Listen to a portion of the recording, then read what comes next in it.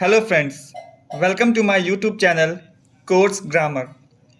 Friends, जैसा कि आप देख रहे हैं कि 15 को पेट का एग्ज़ाम है और आप लोग के सर पे बहुत सा बर्डन है कि इंग्लिश में किस टाइप का क्वेश्चंस आएंगे। तो फ्रेंड्स, पहले तो आपका मैं बर्डन हल्का कर दे रहा हूँ कि इंग्लिश में बहुत ज़्यादा हार्ड क्वेश्चंस नहीं पूछते हैं पेट के एग्ज़ाम में। और पहले अपने आप को पूरा एकदम spelling, correct spelling, word meaning और सिनोनिम्स और एंटोनिम्स पूरा अच्छे से तैयार कर लीजिए, क्योंकि ये कहीं से भी पूछ देता है।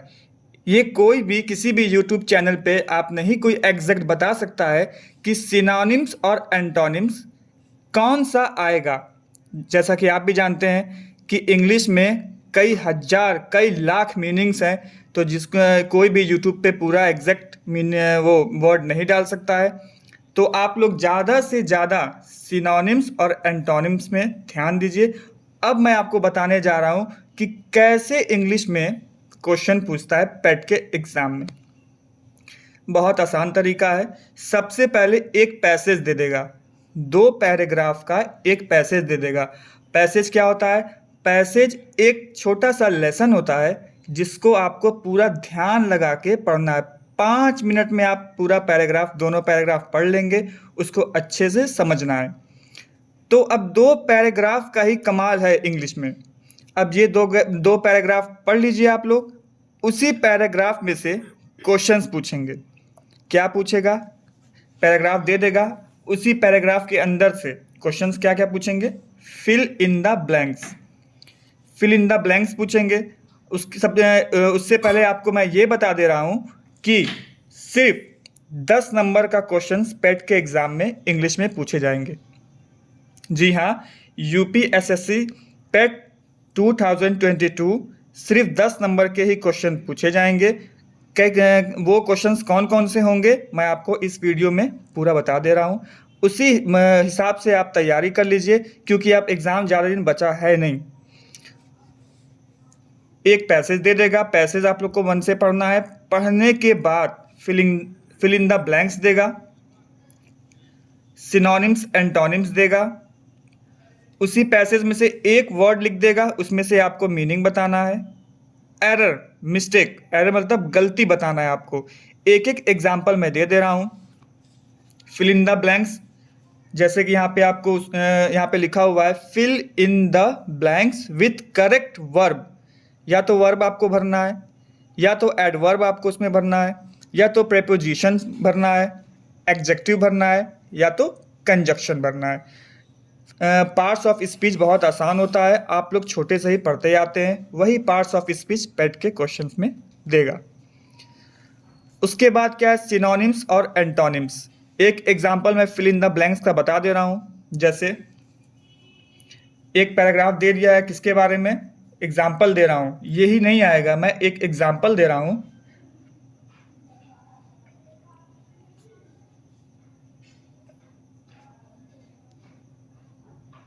पंडित जवाहरलाल नेहरू, इनके बारे में सपोज दैट 2 पैराग्राफ दे दिया।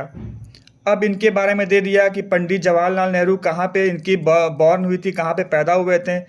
तो आपको ध्यान से पढ़ लेना है कि इलाहाबाद में ये पैदा हुए थे।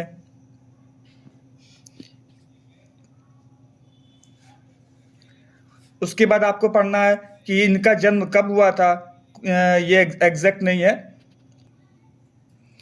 तो ये एग्जैक्ट नहीं है उनका डेट ऑफ बर्थ। मैं बस एग्जाम्पल के लिए आपको बता रहा हूँ। हाँ, इलाहाबाद में वो पैदा हुए थे।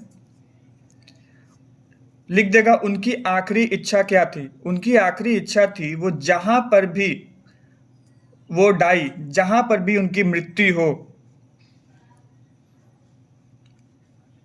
यहाँ तक कि अगर उनकी मृत्यु विदेश में भी हो तो उनके जो उनकी बॉडी की संस्कार वहाँ विदेश में कर दिया जाए, मगर उनकी जो बॉडी की ऐश है, जो उनके शरीर का राख है, उस राख को कहाँ पे लाके उनका अंतिम संस्कार किया जाए? कहाँ के नदी में? इलाहाबाद के नदी में। ठीक है, गंगा। वो भी कौन से नदी में? गंगा। आप लोग पढ़े भी होंगे इनका लेसन क्लास 10th 11th। तो उनका क्या इच्छा था कि उनकी बॉडी कहीं भी क्रिमेटेड हो, मगर उनकी बॉडी का जो ऐश है कहाँ पे इमर्ज्ड किया जाए, गंगा में। कहाँ पे इमर्ज किया जाए, कहाँ पे उनका अंतिम संस्कार, उनके बॉडी का जो राख है कहाँ पे मिलाया जाए, गंगा नदी में। तो ये सारी चीज़ें आपको पैराग्राफ में एक एक चीज़ आपको अच्छे से ध्यान पूर्वक पढ़ना है। तो आपको एक एक लाइन पैसेज का पढ़ लेना है, समझ लेना है अच्छे से। भले से पैसेज को आप 2 बार नहीं 3 बार, क्योंकि 5 नंबर 10 नंबर का ये पेट का पेपर कितने नंबर का आएगा, 5 + 5 = 10 नंबर का। तो 10 नंबर आपको स्कोर करना बहुत ही आसान तरीके से, बहुत हार्ड क्वेश्चन पेट में नहीं देता है। तो आप पूरा पढ़ लीजिए इंटरेस्टिंग के साथ। उसके बाद एक एक लाइन जो क्वेश्चंस पूछेगा कि फिल इन द ब्लैंक्स में दे देगा आपको कि where the Pandit Jawaharlal Nehru born dash. तो आपको कहाँ लिख देना है, कहाँ पे वो बॉर्न हुए थे, इलाहाबाद में। Where Pandit Jawaharlal body wants to be aged at last. कहाँ पे वो अपनी अंतिम संस्कार आखिरी में करना चाहते थे, कहाँ पे करना चाहते थे, इलाहाबाद। तो लिख देगा विच रिवर, तो आपको लिख देना है गंगा। मैं बार बार बता रहा हूँ, बहुत हार्ड क्वेश्चन पेट में नहीं पूछेगा, आपको ज़्यादा बर्डन लेने की ज़रूरत नहीं है। हाँ, उसके बाद आपको बता दे रहा हूँ सिनोनिम्स और एंटोनिम्स पूछेगा। सिनोनिम्स और एंटोनिम्स आप जितना चाहें 3 दिन में, 2 दिन में, जितना भी चाहें उतना मीनिंग आप याद कर लीजिए। सिनोनिम्स का मतलब होता है पर्यायवाची शब्द। क्या होता है, पर्यायवाची शब्द, मिलता जुलता शब्द। 1 नंबर का ये पूछेगा और 1 नंबर का एंटोनिम्स पूछेगा। एंटोनिम्स का मतलब होता है विलोम शब्द, ठीक है। एक पर्यायवाची शब्द पूछेगा और एक विलोम शब्द पूछेगा। वो भी आपका क्या रहेगा, ऑप्शनल, आपको ऑप्शन में देगा। ज़्यादा उसमें आपको सोचने की ज़रूरत भी नहीं है। ये भी आपको पेट में आसान कर दिया है कि आपको ऑप्शन देगा इंग्लिश में कि इसमें कौन सा फिल इन द ब्लैंक्स आपको दे देगा। तो ऑप्शन में दे देगा कि गंगा। अब वो भी क्या, आपको पैराग्राफ में ही उसका आंसर आपको मिलेगा। इसीलिए बार बार मैं आपको कह रहा हूँ, कई बार आपको बोल चुका हूँ कि पैराग्राफ को अच्छे से 2 से 3 बार पढ़ लीजिएगा। पढ़ने के बाद आपको खुद ही आप एक बार क्वेश्चंस पढ़ेंगे तुरंत आपके दिमाग में दौड़ जाएगा कि हाँ इसका आंसर ये है। उसके बाद आ जाइए मीनिंग पे। उस पैराग्राफ को अच्छे से पढ़ने के बाद अगर आपको by the way, by chance meaning नहीं आती है, आपको बाय द वे अगर मीनिंग नहीं आती है, मान लीजिए आपको दे दिया कि कोई एक वर्ड दे दिया, सपोज दैट आपको कोई भी वर्ड ले लीजिए, एक वर्ड दे दीजिए, मान लीजिए उसमें आपको पैराग्राफ में मिल रहा है, आपको मीनिंग नहीं आ रही है, तो अब आप उस सेंटेंस को पढ़ के आप समझेंगे कि इस वर्ड का मतलब क्या हो सकता है, अपने हिसाब से वहाँ पे लिख दीजिए। वो आपको नंबर आपका कटेगा नहीं, मगर हाँ उसको उसी के हिसाब से उस सेंटेंस के वर्ड मीनिंग को लिखना पड़ेगा। उसके बाद आप आ जाइए एरर पे।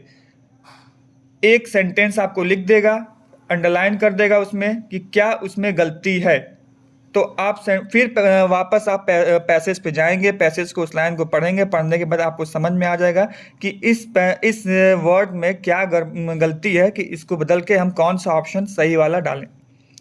तो बस 10 नंबर का स्कोर आप एकदम आसानी से बस पैसेज पढ़ के आप कर सकते हैं। हाँ, आखिरी में आपको ये बता रहा हूँ कि सिर्फ अगर आप 15 पैसेज पढ़ लेंगे, 15 पैसेज मैं लेसन की तरह नहीं होता है, पैसेज बहुत ज़्यादा अगर जाता है तो सिर्फ 10 से 12 लाइंस के पैसेज होते हैं। 15 पैसेज पढ़ लीजिए अच्छे से। 15 पैसेज में आप देख लीजिए कि किस किस टाइप का क्वेश्चन पूछे हैं। या आप सबसे अच्छा काम ये कर सकते हैं कि आप एक 2 साल पहले का पेट का पेपर निकाल लीजिए और उसी हिसाब से इंग्लिश की तैयारी कर लीजिए, और आपका नंबर 10 में से 10, 2 या 3 नंबर घट भी सकता है, क्योंकि आपके पास अभी बहुत कम समय बचा हुआ है। और जितना चाहें आप पढ़ें, क्योंकि आपको सिर्फ इंग्लिश ही नहीं पढ़ना है, उसमें पेट में सब सब्जेक्ट आती हैं लगभग, और इम्पॉर्टेंट सब्जेक्ट आता है। तो सब सब्जेक्ट पे आप थोड़ा थोड़ा ध्यान रखें तो आप पेट का एग्ज़ाम को क्वालिफाई कर सकते हैं। तो मेहनत करना बहुत ज़रूरी है, बगैर मेहनत के कोई भी सफलता प्राप्त नहीं कर सकता है, ठीक है। और आखिरी में मैं आपको बता दे रहा हूँ कि जिसका पेट का एग्ज़ाम है, मैं उनको बेस्ट ऑफ लक अपनी तरफ से बोल रहा हूँ कि आप लोगों का एग्ज़ाम सफल हो। और आखिरी में मैं अपने वीडियो को एंड कर रहा हूँ। अगर हमारा ये वीडियो आपके लिए हेल्पफुल है, लाभदायक है, तो प्लीज़ मेरे चैनल को सब्सक्राइब कर दीजिएगा। Thank you.